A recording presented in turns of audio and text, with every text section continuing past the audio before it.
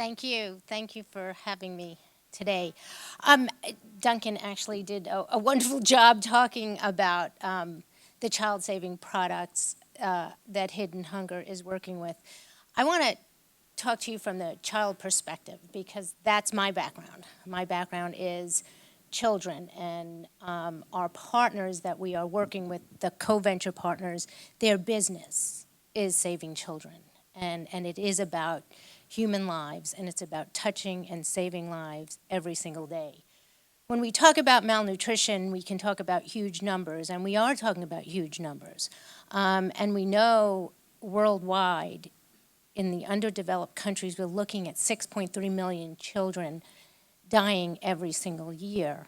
Three of the main causes are related to malnutrition, and I have to make a little correction.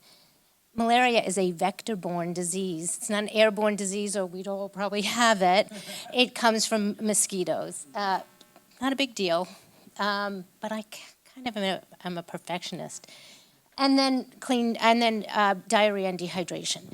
But I want to talk a little bit about each one and why it's so important.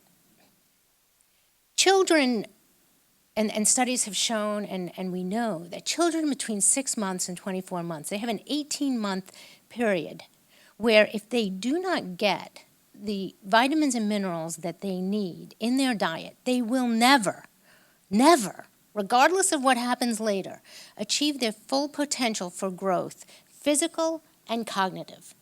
They will never grow. Guatemalans, they have realized, we always think of Guatemalans, they think of themselves, we were small people. Well, I recently met with the head of the World Food Program in Guatemala, who is Guatemalan, and she said, we're not small people.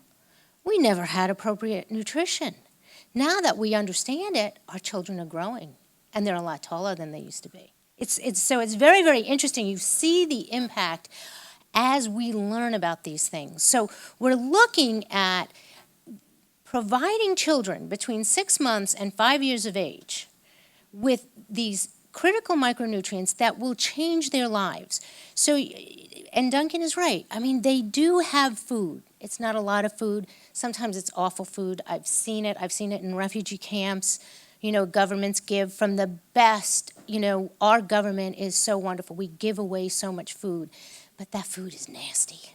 And that food is just, it's not enough. The world doesn't give enough. And even, you know, even in the poor countries where they have access to food, you know what? A bowl of corn porridge, that just doesn't cut it.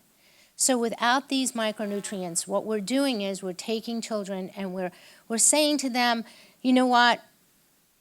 You're just, even though it costs so little, we're not going to give you hope. But what we want to do here is we want to say to these children, we believe in you.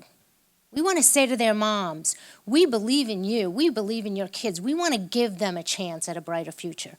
We want them to be the next president of your country. We want them to be this school teacher that they can be, or the doctor, or whatever it is that they want to be. But without those micronutrients, those kids are never breaking out of the cycle of disease and underachievement, because they will always be subject to diseases because they will always have a suppressed immune system. So we're immediately, and you know, you sprinkle it into the food, you mix it up, the kids don't even know it's there. It's not even like saying, here, take a vitamin pill. It's amazing. And we saw this in action in Kenya this past year with older children, because there's a second group that you can use it with slightly different micronutrients, anyway, with school-age children, and the impact was immediate, okay, immediate. The kids were healthier, they were able to go to school, and when kids go to school, I always like to say, I quote, not everybody loves him, but Nicholas Kristof is a wonderful writer for the New York Times, and he talks about education as the escalator out of poverty. Well, if we can get these kids in school and keep them in school and keep them healthy by providing these micronutrients, we're going to give them that escalator out of poverty that they just don't have right now. The next thing is the long-lasting insecticide-treated mosquito nets. there's mosquito nets and then there's mosquito nets. And, the World Health Organization, and one of the things that I did sort of demand, and I don't mean to put it that way, was if we're going to do this, if you want me to be part of this, it's got to be first rate. I can't do average. There's too much, let's be a C student organization out there. There just is. So I really said, look, if we're going to do this and you want me to be part of it, it's got to be top of the line, best products available, or I just can't. And what I found was that was what they wanted. That Duncan said, I don't want anything less. And so I appreciate that commitment to quality. And so the long-lasting insecticide mosquito nets are amazing. The World Health Organization has approved a series of them. We are working with manufacturers that are WHO approved. Malaria kills. It kills hundreds of thousands of children under the age of 5. It kills infants. It's horrible, and it is preventable. And if it's preventable, why aren't we preventing it? Why aren't there nets on those beds all over the world where there's malaria? There's no reason that we can't do it. These children deserve a chance at life. And if it depends on us being there for them, why not? It's great. So these nets, we had a great experience with these nets. We sent 8,300 to Haiti, and they had a fabulous impact. But we sent 200, and this one, story I really liked because it was very personal. We sent 200 to an orphanage in Uganda, okay? And we were working with a missionary, an American missionary who was working with this organization. And again, our partners, I really do vet them. I want feedback. I want to know who they are. Are they really good charitable organizations? Are they going to do the work they say they are? Things like that. And I'm all over them. Anyway, so we sent these 200 nets, and we had heard that the children there in this part of Uganda, I mean, they have about 180 kids living in the orphanage. So we sent a few extra. And the kids were constantly getting sick from malaria. So there are other issues at play too, which we won't get into, but they were constantly getting sick, and children were dying, and they could not stop it. Well, we sent the malaria nets, and within 2 weeks, we got a letter back from the missionary, and she said, this is absolutely amazing. These mosquito nets have changed these children's lives. They're not getting sick. They're not dying. We're not constantly fighting a battle against malaria. We've got healthy kids. And that's what we did. It's super simple. One mosquito net will save how many lives? And the nets that we're getting, they're washable and they will last for 5 years. It's amazing what you can do. Finally, water. I love water. I particularly love clean water. Duncan talks a lot about carrying water at long distances, and people will likely have to carry water long distances for many, many years. But what we are doing with clean water is saving lives. One of the top killers of children under the age of 5 is diarrhea and dehydration. I mean, how is this possible in the world that we live in? How is it possible?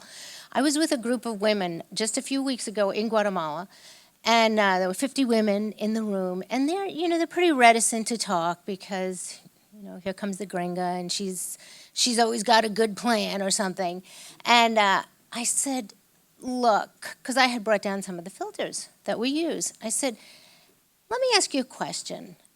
How many of your children suffer from diarrhea pretty often?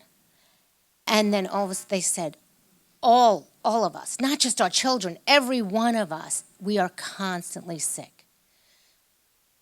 What we're doing by providing clean water with these filters, it's absolutely amazing. I mean, we put them together and we showed these women, and I was standing there drinking this dirty, filthy water after it came out of the filter. What we are doing is we're providing life.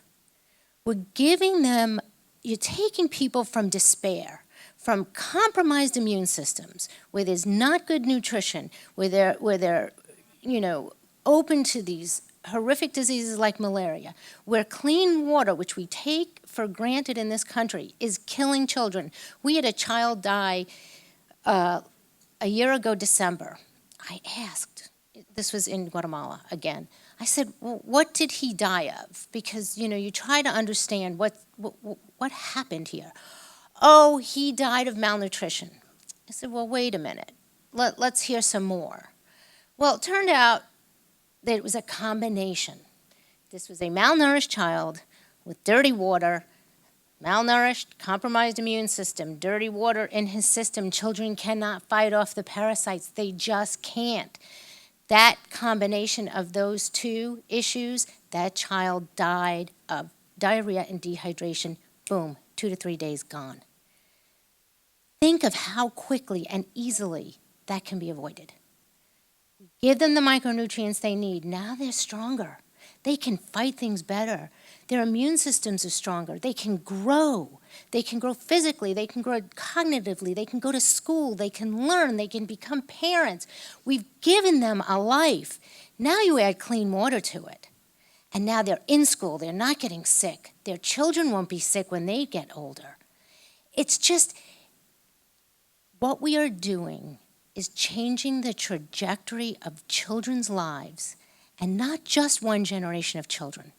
Because when one generation has a better chance, their children have a better chance. They learn more. They pass that on to their children, and they pass it on to their children. So what are we doing? We're changing nations. We're transforming lives with things that are super simple, just super simple.